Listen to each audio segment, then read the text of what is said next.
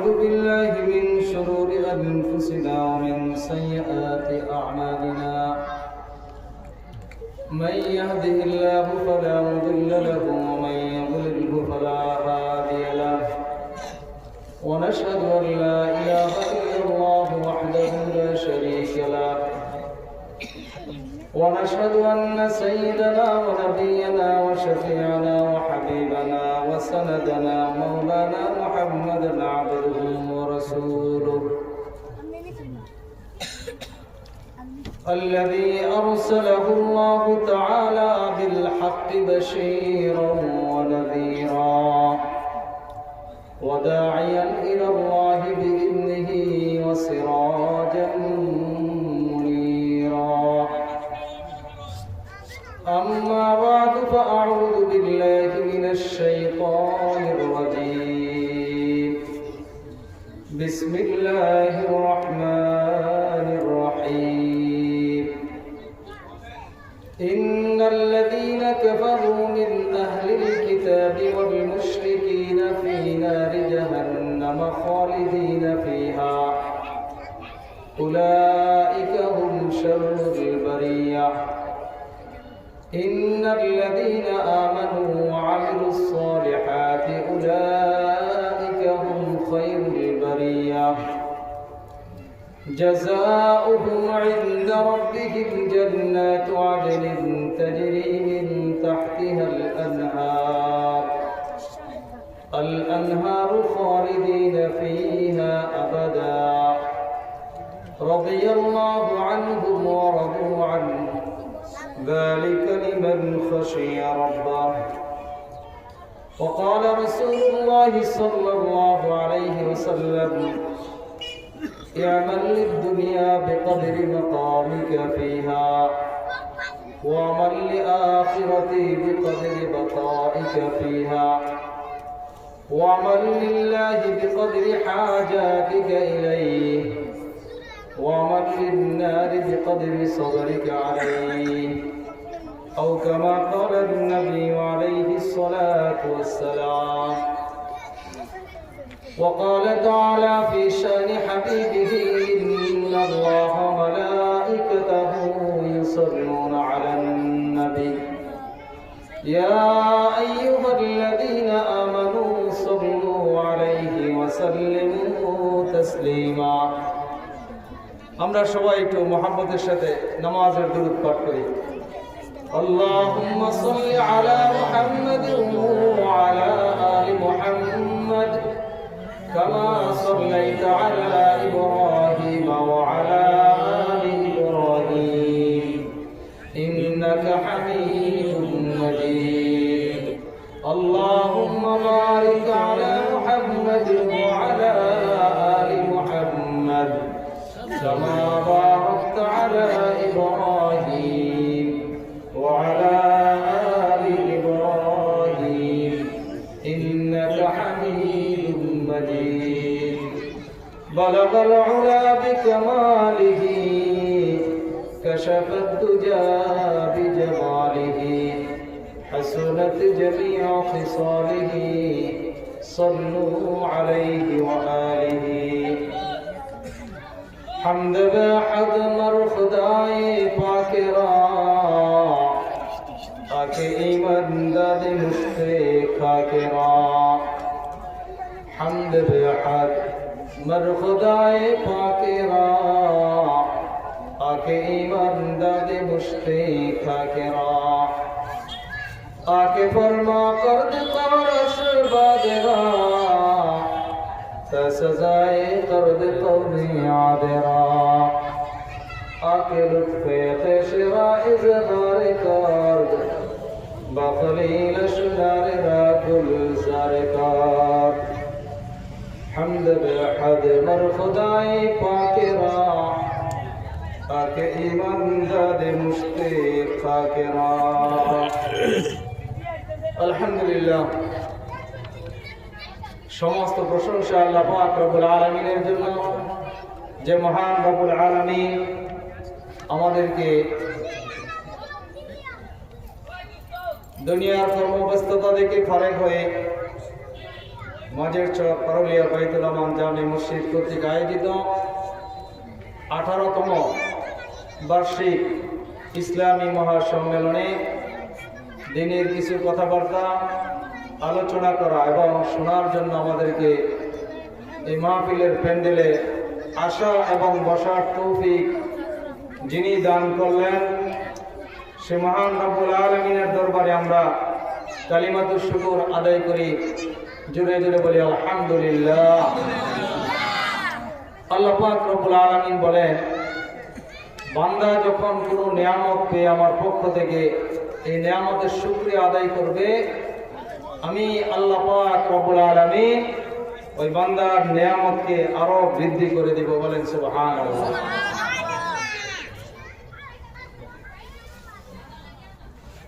আর যদি নিয়ামত পেয়ে নিয়ামতের শুকরিয়া আদায় না করে, তাহলে আল্লাহ তাআলা বলেন, ওয়ালা ইন কাফারতুম ইন আযাবি লাশাদীদ, যদি নিয়ামতের শুকরিয়া আদায় না করো, কুফরি করো, তাহলে আমি তোমার কাছ থেকে নিয়ামত ছিনিয়ে নিব এবং তোমাকে কঠিন আযাবের মধ্যে গ্রেফতার করব।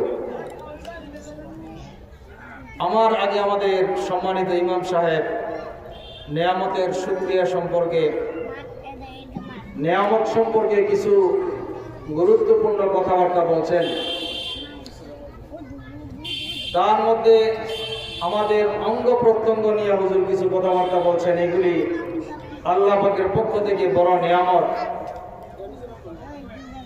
আল্লাহ পাক কোরআনে পাকে বলেন, قل أرأيتم إن أخذ الله سمعكم وأبصاركم وختم على قلوبكم من إله غير الله يأتيكم بضياء। হে নবী, আপনি আমার পক্ষ থেকে আমার বান্দাদেরকে বলে দিন, এই কথাটা প্রশ্ন করুন, জিজ্ঞেস করুন। ইন আরাইতুম আকাদাল্লাহু সামাকুম, তোমরা কি ভেবে দেখেছো কি একবার তোমাদেরকে আল্লাহ পাক রব্বুল আলামিন দেখার জন্য, দৃষ্টির জন্য যে সুন্দর একটা চক্ষু দান করেছেন, এই চক্ষু দৃষ্টি যদি আল্লাহ পাক ছিনিয়ে নেন, তারপরে সামাকুম, তোমাদের শ্রবণ শক্তির জন্য যে আল্লাহ পাক একটা কান দান করলেন, এই দুটি কানের মধ্যে যে মেশিনটা আল্লাহ পাক ফিট করে দিলেন, যে মেশিনের মাধ্যমে আমরা দুনিয়ার কথাবার্তাগুলি শুনি, আমার কথা মানুষ শুনে, মানুষের কথা আমি শুনি, এই যে গুরুত্বপূর্ণ একটা নিয়ামত। তারপরে খাতামা আলা কুলুবিকুম, বোঝার জন্য, চিন্তা ভাবনা করার জন্য, ফিকিরের জন্য আল্লাহ পাক যে একটা কলব দান করেছেন, একটা অন্তর আল্লাহ পাক দান করেছেন।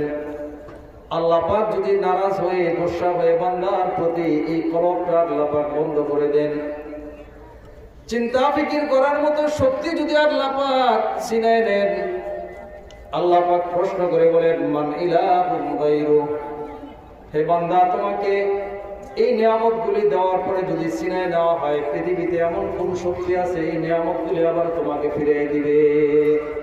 কি বলেন, আছে কোন শক্তি? যার চক্ষু দৃষ্টি শক্তি নষ্ট হয়ে গেছে, চোখে দেখে না, অন্ধ হয়ে গেছে। আগে চোখে দেখতো, এখন আর চোখে দেখে না। আগে কানে শুনতো, এখন আর কানে শুনে না।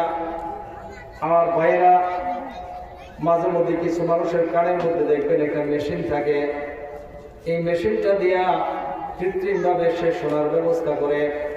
কিছুদিন পর পর এই মেশিনের ব্যাটারি চেঞ্জ করতে হয়, পার্ট চেঞ্জ করতে হয়, কিছুদিন পর পর এটাকে সংস্কার করতে হয়। তারপরে আবার এটা একটা মেয়াদ আছে, মেয়াদ শেষ হলে মেশিন বাতিল হয়ে যায়। কানের ভিতরে বেশিক্ষণ রাখলে কানের মধ্যে একটা যন্ত্রণা শুরু হয়ে যায়। কিন্তু আমার আল্লাহ পাক রব্বুল আলামিন আপনার আমার জন্য এই যে দুইটা মেশিন জন্মগতভাবে, কুদরতিভাবে আল্লাহ তাআলা দয়া করে, মায়া করে ফিট করে দিয়েছেন।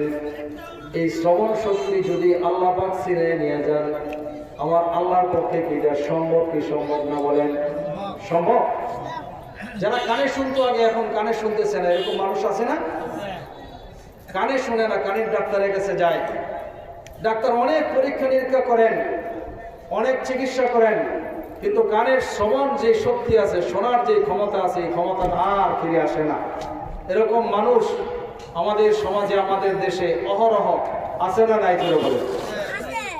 এরকম বিপদ, এরকম মুসিবত যদি আল্লাহ পাক আপনার উপরে নারাজ হয়ে যান, আমার উপরে নারাজ হয়ে যান, তাহলে আমার জন্য, আপনার জন্য এই আযাব, এই শাস্তি আল্লাহ পাক দিতে পারেন কি পারেন না বলেন? অবশ্যই পারেন। তারপরে যে একটা দেমাগ শক্তি আল্লাহ পাক দান করেছেন, এই ব্রেন দিয়ে আমি চিন্তা করি ভালো এবং মন্দ। যখন বাজারে কোনো কিছু কিনতে যাই, বাজার থেকে যখন কোনো কিছু ক্রয় করতে যাই, যখন মাছটা কিনতে যাই, গোস্তটা কিনতে যাই, যখন কাপড় কিনতে যাই, তখন এই ব্রেন দিয়ে চিন্তা করি, ভাবি কোন কাপড়টা ভালো হবে, কোন কাপড়টা ভালো হবে, আমার স্বাস্থ্যের জন্য কোনটা ভালো হবে, কোনটা রুচিসম্মত, এই সব কিছু চিন্তা ফিকির করি। কি পরিমাণ টাকা আমার কাছে আছে, আমার মাসিক আয় কত, আমার মাসিক ব্যয় কত, টাকা কি পরিমাণ, কিভাবে খরচ করতে হবে, সব কিছুর একটা চিন্তা ভাবনা, একটা হিসাব নিকাশ প্রত্যেকটা মানুষ তার ব্রেন দিয়ে করে, ঠিক কিনা বলেন? কোনো মানুষের যদি ব্রেন ভালো না থাকে, মানুষের চিন্তা শক্তি যদি হারিয়ে ফেলে, ভাবনা শক্তি যদি হারিয়ে ফেলে, তখন সে পাগল হয়ে যাবে।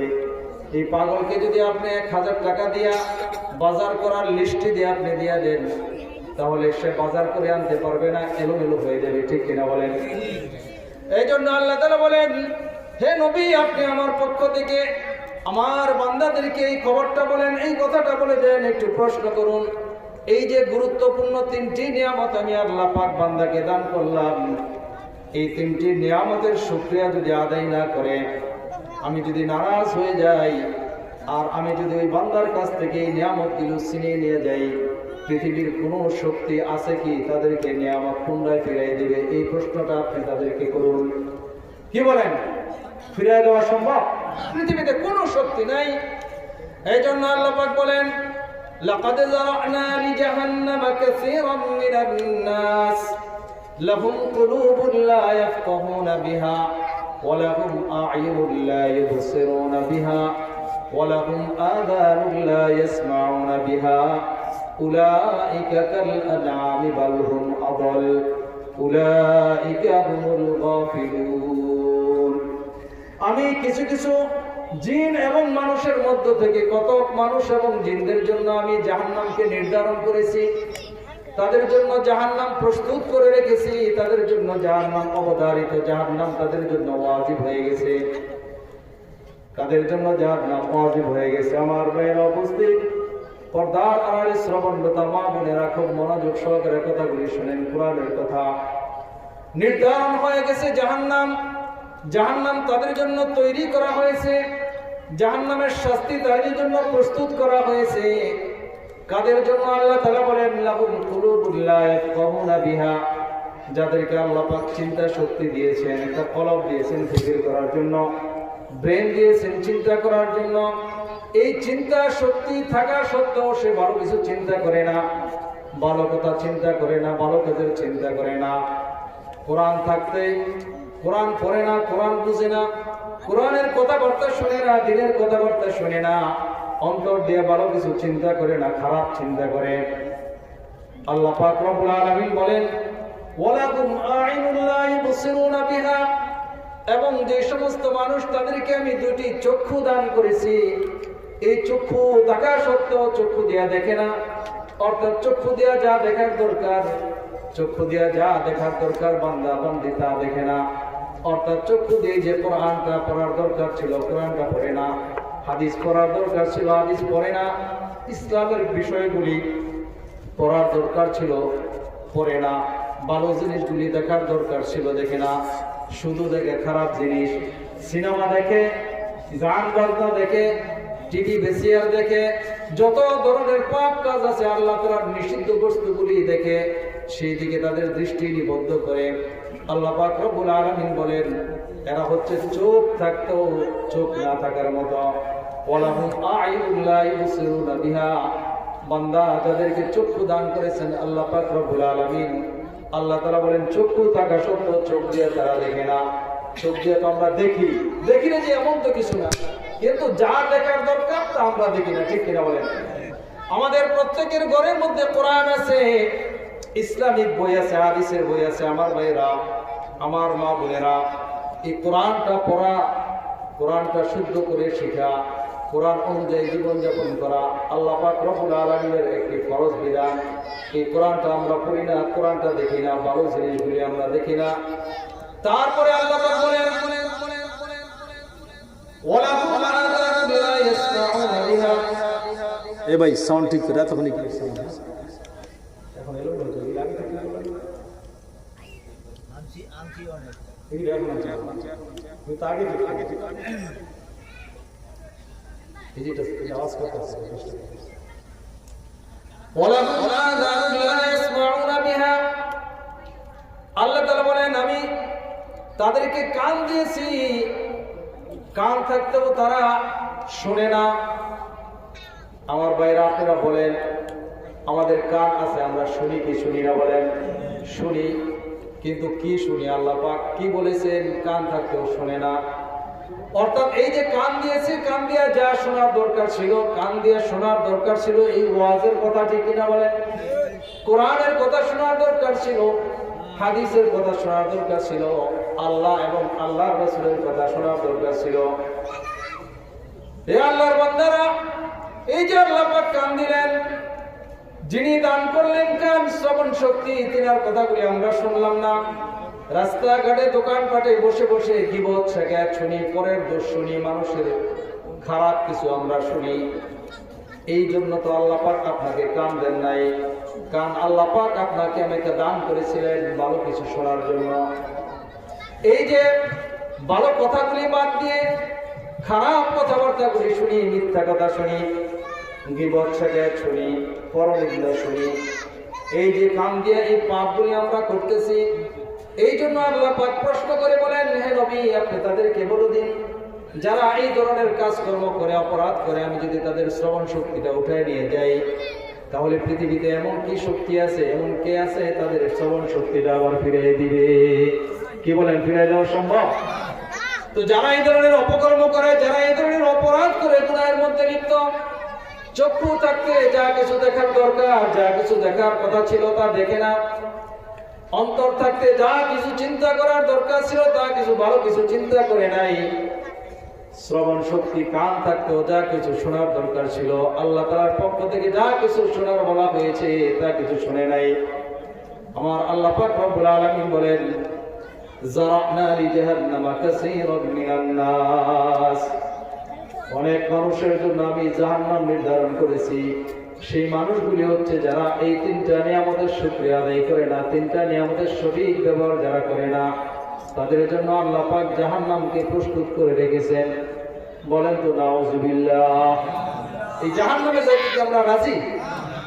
জাহান্নামে যাইতে রাজি থাকি বা না থাকি, যদি এই অপরাধগুলি আমরা করি, অন্যায় করি, কিয়ামতের ময়দানে আল্লাহ পাক রব্বুল আলামিন জাহান্নামের কাছে উপস্থিত করে আল্লাহ তাআলা বলবেন, ইসলাউহা, বান্দা দুনিয়ার জীবনে যে নাফরমানি করেছো, অন্যায় করেছো, এই নাফরমানির কারণে আজকে জাহান্নামের মধ্যে প্রবেশ করো। জাহান্নামের মধ্যে যখন নিয়ে যাবে, মানুষ যাইতে চাবে না, একবার সামনে আগাবে, একবার পিছনে ফিরবে। দুনিয়ার মধ্যে যদি কোনো বিপদ আপদ বালা মুসিবত মানুষের চলে আসে, শাস্তি ভোগ করতে হবে এরকম কোনো অবস্থা যদি তৈরি হয়ে যায়, ফাঁসির কাষ্টে যদি কোনো মানুষ ফাঁসির কাষ্টের আসামি হয়ে যায়, যাবজ্জীবন জেলখানার আসামি যদি হয়ে যায়, আর যদি তাকে স্বাভাবিকভাবে ছেড়ে দেওয়া হয়, যাও তুমি জেলখানার গেটে, জেলের ভিতরে ঢুকে যাও, লকআপের ভিতরে ঢুকে যাও, মানুষটা কিন্তু ইচ্ছাকৃতভাবে ঢুকবে না, ঠিক কিনা বলেন? যাইতে চাবে না, একবার সামনে যাবে আর একবার পিছিয়ে আসবে, আর মনে চাইবে যদি এই বিপদ থেকে বেঁচে যাইতে পারতাম, যে অপরাধের কারণে আজকে এখানে আসছি, আর জীবনে কোনোদিন অপরাধ করতাম না, ঠিক কিনা বলেন?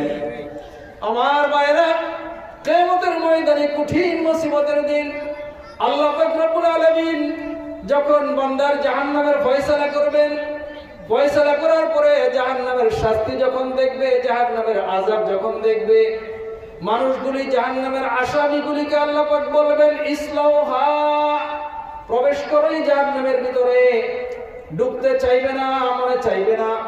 ফাসবিরু আওলা তাসবিরু, আল্লাহ তাআলা বলেন যাইতে চাও আর না চাও বান্দা, যাওয়া ছাড়ার কোনো উপায় নাই। জান্নাতে কি আগার শৌক হো তো শৌক খুদা কুন, দোজখ কি আগার খৌফ হো তো খৌফ খুদা কুন।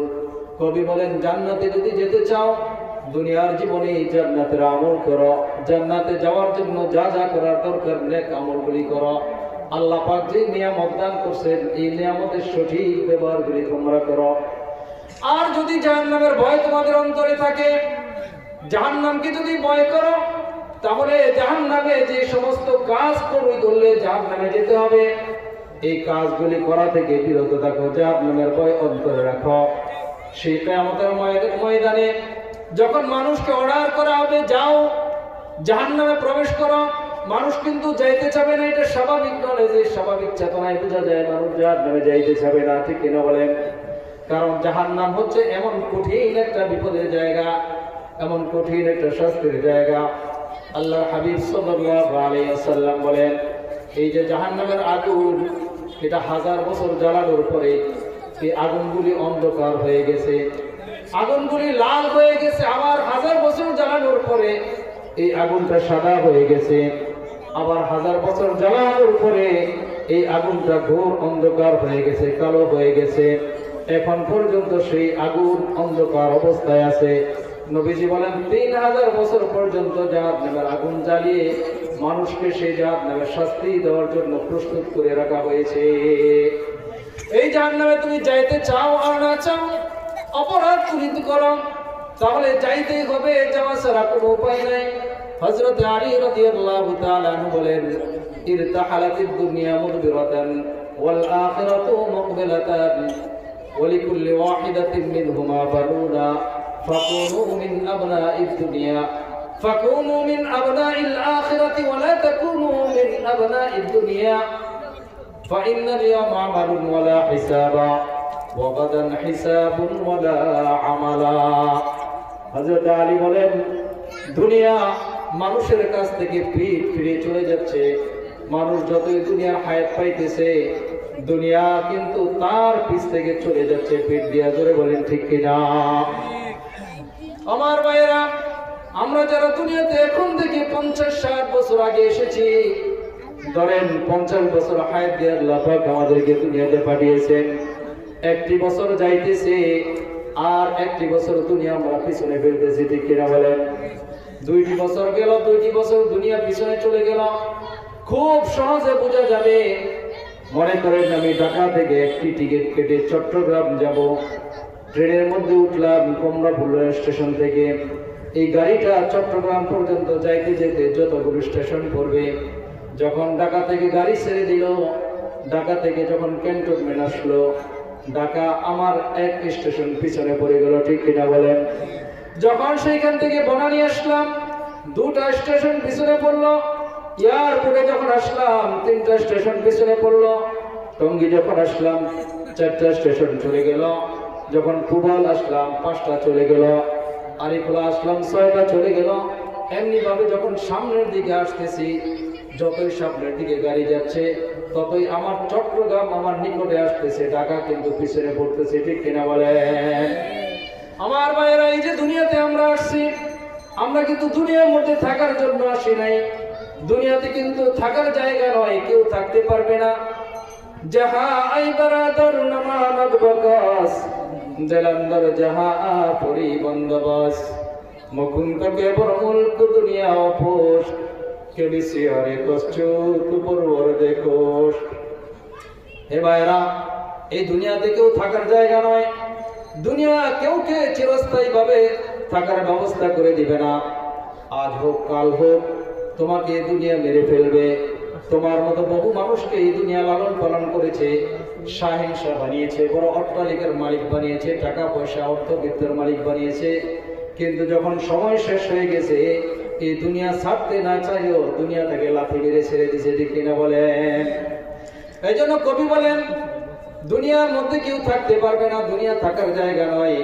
এই যে আমরা আস্তে আস্তে সামনের দিকে অগ্রসর হচ্ছি, দুনিয়াতে যখন আসছিলাম 50 বছর হায়াত নিয়ে, 10 বছর পার হয়ে গেছে আমার জীবন থেকে, 10টি স্টেশন আমি পিছনে ফেলে দিয়েছি, ঠিক কিনা বলেন? কবরের দিকে অগ্রসর হয়ে গেছি, সামনের দিকে অগ্রসর হয়ে গেছি।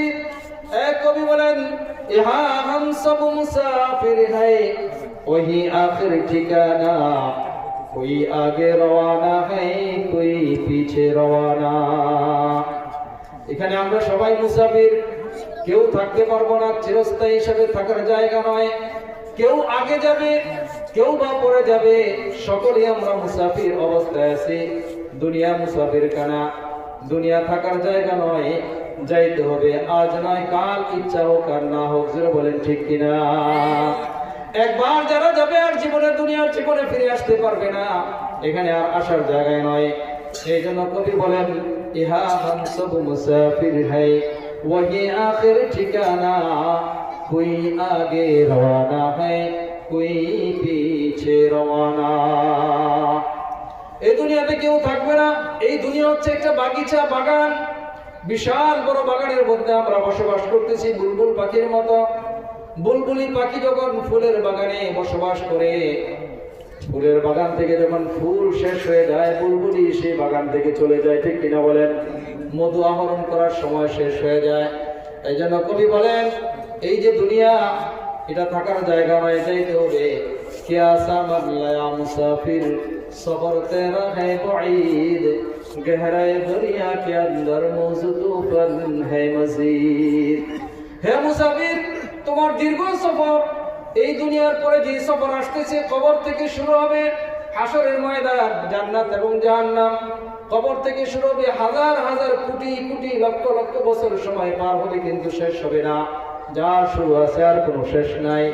সেই জীবনের জন্য কি সামান তুমি তৈরি করেছো মুসাফির? মুসাফির, তুমি কি সামান তৈরি করেছো? সেইখানের সামান, সেইখানের সম্বল হচ্ছে একমাত্র ঈমান আর নেক আমল। ঈমানের সাথে যদি নেক আমল না থাকে, তাহলে সেই কঠিন মুসিবতের মধ্যে আমরা বিপদে পড়ে যাব। এই জন্য কবি বলেন, গহরায়ে দরিয়া কে अंदर मौजू तूफान है मजीद। তুমি যে গভীর সমুদ্রের মধ্যে যাইতেছো, গভীর সমুদ্রের দিকে পাড়ি জমাচ্ছ, ওই যে গভীর সমুদ্রের মধ্যে তোমার নৌকা, জীবন নামের নৌকাটি চালাইতেছ, সেই নৌকা যদি গভীর সমুদ্র নিয়ে যাও, সেইখানে কিন্তু কঠিন বাতাস তুফান যখন শুরু হয়ে যাবে, তোমার নৌকাটা ডুবে যাওয়ার সম্ভাবনা আছে। নৌকাটা যেন ডুবে না যায়, সেই পরিমাণ প্রস্তুতি নিয়ে তুমি কিন্তু সাগরে নেমো, ঠিক কিনা বলেন? আল্লাহু আকবার। ये चमन सहारा भी होगा, ये खबर बुलबुल को दो, ये चमन सहारा भी होगा, ये खबर बुलबुल को दो, ताकि अपनी जिंदगी को सोच कर कुर्बान करे, ताकि अपनी जिंदगी को सोच कर कुर्बान करे। कवि बोलें, এই যে পৃথিবী, এই পৃথিবী কিন্তু থাকবে না, শেষ হয়ে যাবে। এই পৃথিবীর বাগানও কিন্তু তুমি থাকতে পারবা না, এই বাগান ধ্বংস হয়ে যাবে। এই খবরটা বুলবুল পাখিকে তুমি দিয়ে দাও, যেন বুলবুলি পাখি তার সময়টা যেন বুঝে সুঝে কুরবানি করে, বুঝে সুঝে শেষ করে। এই যে দুনিয়ার বাগিচার বুলবুল পাখি আমরা, এইখানে যে আমাদেরকে আল্লাহ পাক নির্দিষ্ট সময় দিয়ে পাঠিয়েছেন, এই সময়টা আমরা কোন কাজে ব্যয় করতেছি, কোন কাজে খরচ করতেছি, আমাদেরকে একটু চিন্তা করতে হবে। চিন্তা ভাবনা যদি না করি, তাহলে কালকে আমাদের কঠিন ময়দানে ওই যে বলেছি, আল্লাহ পাক বান্দাদেরকে, অপরাধীদেরকে, যারা এই 3টি নিয়ামতের শুকরিয়া আদায় করবে না, কাজে লাগাবে না। কোন 3টি নিয়ামতের কথা বলছি আপনাদের মনে আসেনি? 1 নাম্বার হচ্ছে চক্ষু, 2 নাম্বার হচ্ছে কান, 3 নাম্বার হচ্ছে দিল, এই যে দিমাগ, ব্রেন। এইগুলিতে যদি আমরা ভালো চিন্তা ফিকির না করি, তাহলে আল্লাহ পাক জাহান্নাম কিন্তু বানিয়ে রাখছেন। সেই জাহান্নামের পাশে যখন যাবে, বান্দা জান্নাতে ঢুকতে চাবে না, অপরাধী জাহান্নামে ঢুকতে চাইবে না। আল্লাহ পাক রব্বুল আলামিন বলবেন, খুযুহু ফাগুল্লুহু সুম্মাল জাহিমা সাল্লু সুম্মা ফি সিলসিলাতিন দারউহা 70 যিরাআন ফাসলুকু। বান্দা যখন জাহান্নামে প্রবেশ করতে চাবে না, হে আমার ভাইয়েরা, জাহান্নাম কিন্তু যাওয়ার জায়গা নয়, শাস্তির জায়গায় সেখানে যখন যাইতে চাবে না, আল্লাহ পাক মানুষদেরকে, ফেরেশতাদেরকে বলবেন, ধরো ফাগুল্লু, তাকে বেরি দিয়া পড়ো, তারপরে জাহান্নামে নিক্ষেপ করো, 70 হাত লম্বা শিকল দিয়ে তাকে জাহান্নামের খুঁটির সাথে বেঁধে দাও। তার কারণ হচ্ছে, অপরাধ হচ্ছে সে দুনিয়ার জীবনে লা ইউমিনু বিল্লাহিল আযীম, মহান আল্লাহ পাক রব্বুল আলামিনের উপরে তারা ঈমান আনে নাই, এই জন্য তাকে জাহান্নামের মধ্যে নিক্ষেপ করো। আল্লাহ পাক রব্বুল আলামিন বলেন, যখন এই আদেশ যখন হয়ে যাবে, রাসূল সাল্লাল্লাহু আলাইহি ওয়াসাল্লাম বলেন, জাহান্নামের এক একটা ফেরেশতা শাস্তি দেওয়ার জন্য আল্লাহ পাক আদেশ করার পর কমপক্ষে এক হাতে 70 জন জাহান্নামীকে এক হাতে নিয়ে জাহান্নামের মধ্যে নিক্ষেপ করে দিবে।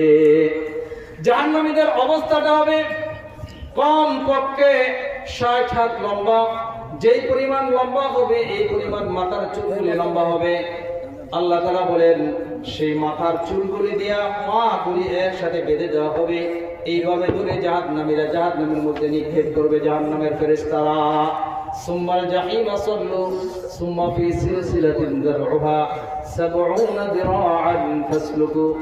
আমার ভাইরা, জাহান্নামের মধ্যে যখন নিক্ষিপ্ত হবে মানুষ, এমনি তো মানুষ জাহান্নাম থেকে বের হতে পারবে না। জাহান্নাম অনেক গভীর, দুনিয়ার আগুনের চেয়ে কমপক্ষে 70 গুণ বেশি তেজ আগুন, সেখান থেকে বের হতে পারবে না। তারপরও শাস্তি যেন আরো মজবুত হয় অপমানের জন্য, আল্লাহ তাআলা জাহান্নামীদেরকে জাহান্নামের খুঁটির সাথে 70 লাখ লম্বা শিকল দিয়ে বেঁধে দিবেন। আল্লাহ পাক আমাদেরকে জাহান্নাম থেকে হেফাজত করুন, বলেন আমিন।